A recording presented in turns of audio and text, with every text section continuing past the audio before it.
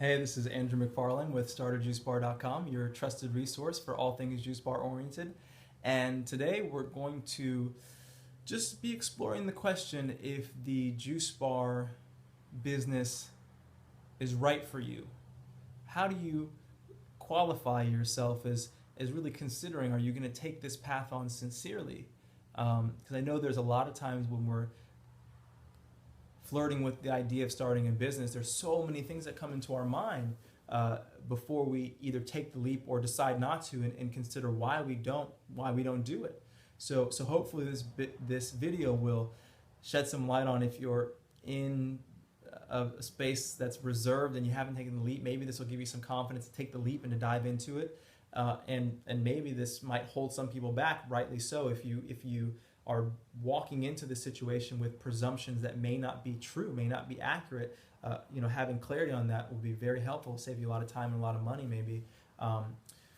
So really first, thing that I want to look at and have a conversation around is, do you have a passion for this industry? Because it doesn't mean that that's the only criteria, but it's really important, and I recommend that if you don't have a passion, don't do it. There's so many things in life that you can do and not be passionate about and also be successful that are probably easier, to be honest. So, I'm going to write this down just so we can really keep it clear in our mind how important this is. Passion. And that means passion for every part of your journey, what you're going to be doing. And there's another video where I talked about your role within your business and really getting clear on what it is that you're doing day to day. But really consider, do you have a passion for people? Interacting with people, that means your staff, your customers. Do you have a passion for health? Because this is the thing that you're going to be communicating, assuming that you're the type of business owner that is on the ground floor, there supporting and running your business. And maybe you're not, because there's other ways to run your business that you don't really have to be there all the time. Different kind of operation, and it can all be done. And that's really, if something we're going to get to, really if you're an entrepreneur and you just know how to start businesses, you know how to run them. But if you're not that person yet, and you really are going to need to have passion, and you're also going to need to be organized. You're going to have to really acquire a lot of skills that you may or may not have, which is something that is worth considering. Are you in that place where you're really ready to learn and dive so deeply because you're passionate and do the proper research, this being part of it, checking videos out like this, or reading ebooks, or talking to other people, getting mentorship, all of those things. It's going to be a reflection of your passion. And if you don't have really that burning passion where it's not something else, then maybe you want to reconsider what you're doing. Doesn't mean it can't be done without immense amounts of passion. It can be done, but you have to be very smart. You have to have experience, or I would say it probably makes sense if you have other previous related business experience or just business experience as a whole, which is what comes down, if you have experience, it's helpful. If you have food service experience, it's not a total prerequisite. For me, I started this company without any food service experience. I'd never even worked in a tea shop. I'd never done anything in food service, but it took a lot of learning. I did have prior business experience. I started my first company when I was 16 years old. Not to this scale, not where I have a large staff, 30 employees. It wasn't on this level, but I still understood the certain principles of business that helped me and supported me along the way. The next thing I want to talk about is realize what your role is before you jump into it. So is this industry right for you? It really comes down to understanding what is it that you want to be doing day to day, and can you achieve that? Because it's one thing to want it, but can you really, really achieve that? It's like, I can have the desire for it to be easy for me to walk in every day and not have to manage the payroll, not have to do the ordering, not have to, which I don't at this point. But in the beginning, that wasn't even an option for me. My business wasn't making enough money for me to be able to empower other people to take on those responsibilities. So you have to just know where it is. For the most part, if you are running with a very tight budget and you plan on doing a lot of the work, it could be 6 months to a year before it really lets up, before you even see a couple of days off. It can be that intense, which is why there's all other kinds of things, when I have clients and I consult with people, that I do to strategize so that they can really have a more effective and efficient and easeful experience when it comes to opening this business. But either way, still with that, it's still going to take commitment. So are you in a place where you can fulfill your role, which is what I'll write down here.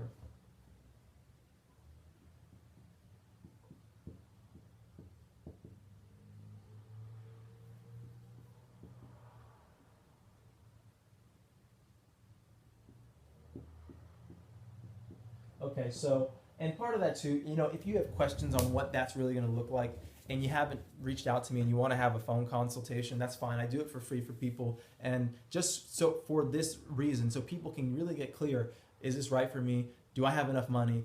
Do I have the time? You know, because I'm working another job and I plan on opening. There's all kinds of things that come up that you have to prepare yourself to see, is it the right time in my life in order to do this? And it may not be, but it might be. So, you know, the next thing I want to say,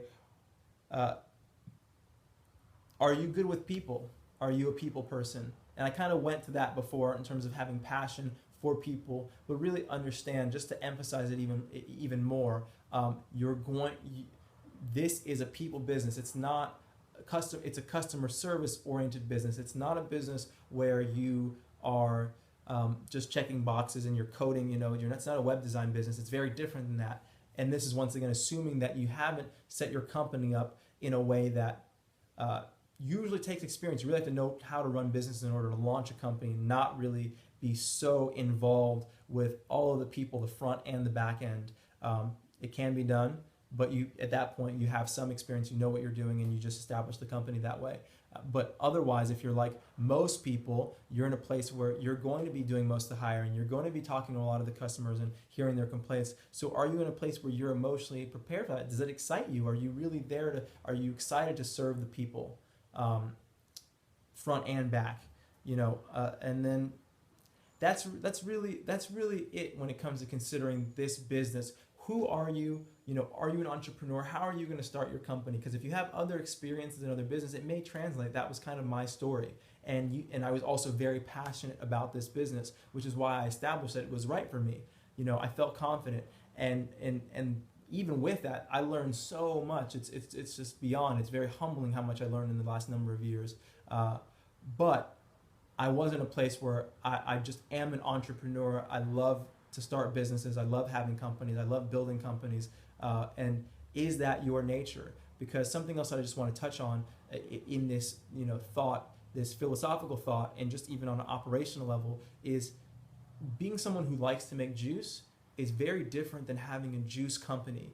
You might not even make juice ever again because of what is needed of you on a day-to-day basis. It might be a detriment to the business to have you in there making juice or talking to the customers. You really have to be in a point where, a space where you're flexible and you're ready to do what's needed for the company.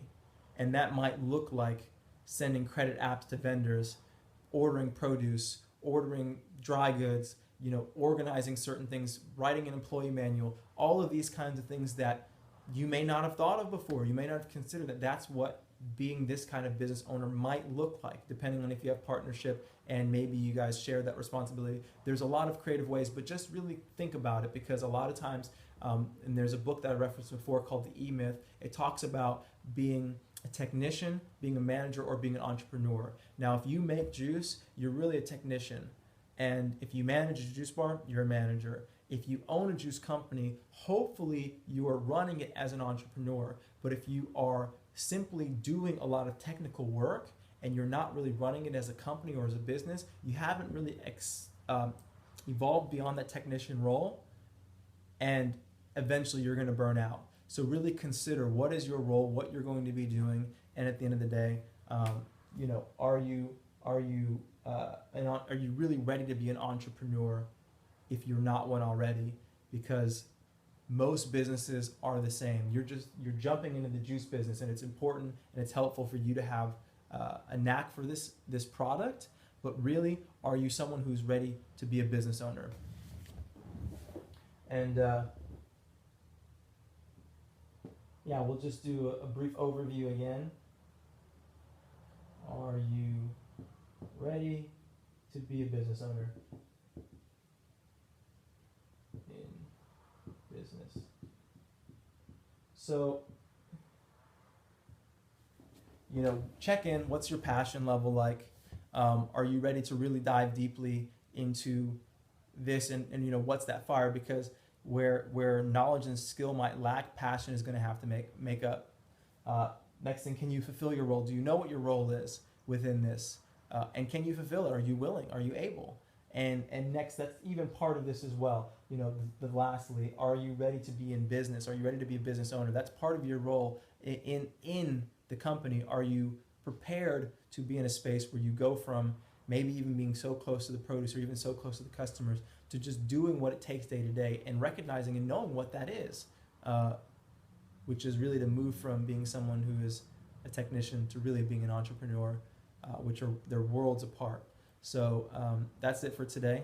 As always, if you're able to, comment below, like this video. If you want to subscribe to the channel, please do. And you can also contact me on my site if you want to talk about getting a free 20-minute phone consultation to see if this business is right for you.